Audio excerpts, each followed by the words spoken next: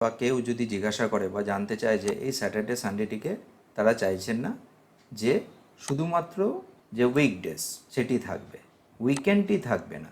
কারণ আমরা জানি যে স্যাটারডে সানডে অলওয়েজ উইকেন্ড হিসেবে ট্রিট হয়।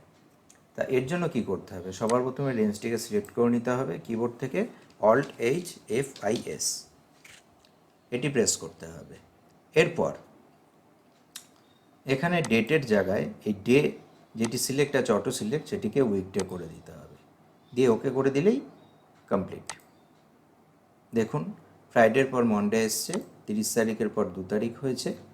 ঠিক একইভাবে এখানে ওয়েডনেসডে ফ্রাইডে 6 তারিখের পর 9 তারিখ হচ্ছে, অর্থাৎ 7, 8, 7 আর 8 এই দুটো তারিখ কিন্তু বাদ গেছে এখানে।